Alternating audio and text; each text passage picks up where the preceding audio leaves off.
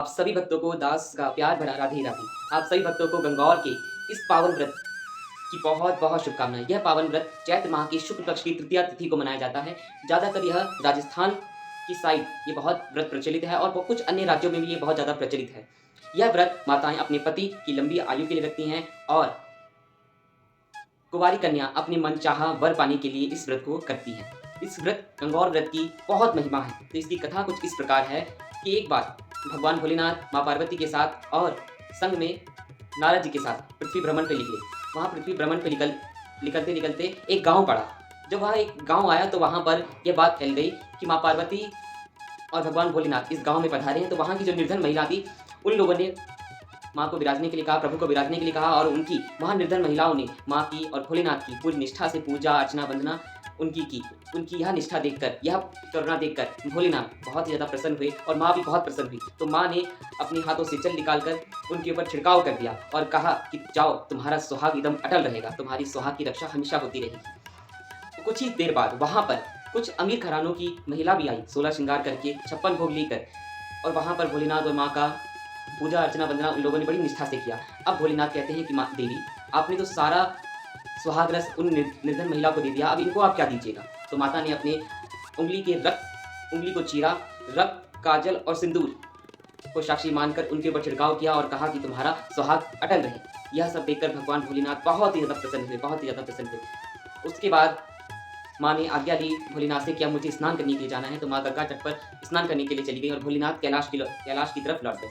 माँ वहाँ स्नान करके बाहर निकली और वहाँ पर रेत से एक शिवलिंग का निर्माण किया। माँ ने उस शिवलिंग का अभिषेक किया और उस शिवलिंग की प्रदक्षिणा की। प्रदक्षिणा करने के बाद, अभिषेक करने के बाद भगवान भोलेनाथ बहुत ज़्यादा अत्यंत प्रसन्न हुए। वहाँ भोलेनाथ प्रकट हो गए और कहा कि जो भक्त, जो भी महिला आज तृतीया चैत्र माह की शुक्ल पक्ष की तृतीया तिथि को यह व्रत रखेगा बड़ी ही निष्ठा से, बड़ी ही करुणा भाव से, तो उसकी हर मनोकामना पूरी होगी, उसके सुहाग की रक्षा आज होगी।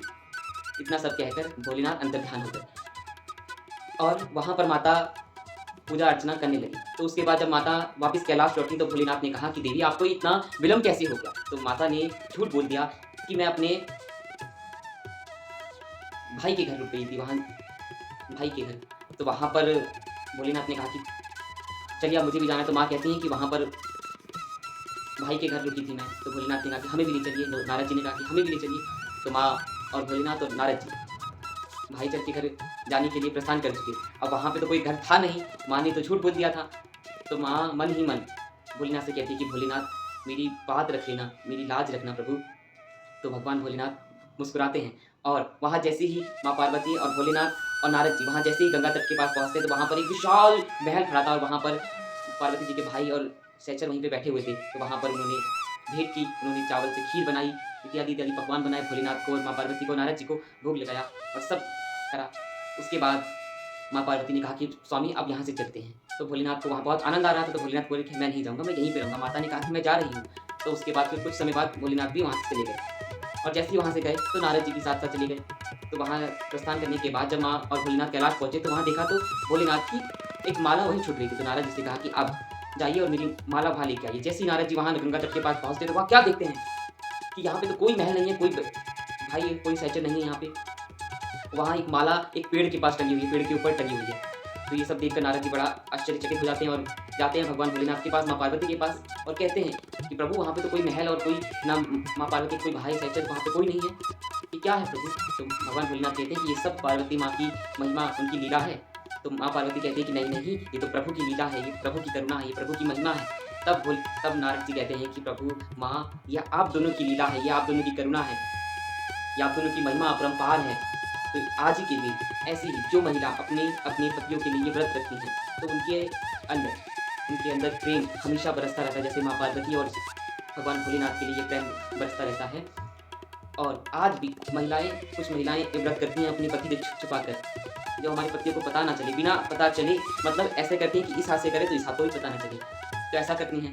और बहुत सी पतियाँ भी इस व्रत को रखते हैं जिससे उनका प्रेम बना रहे। बस इस व्रत का एक लक्ष्य है कि आपके जो सांसारिक जीवन है, आपका जो पति पत्नी का संबंध है, वो एकदम सुखमय जीवन व्यतीत आप करें। आप दोनों के जीवन में खुशियाँ और प्रेम हमेशा बरसता रहे, हमेशा बना रहे। और आप सभी भक्तों को गंगौर की बहुत बहुत शुभकामनाएं। राधे राधे।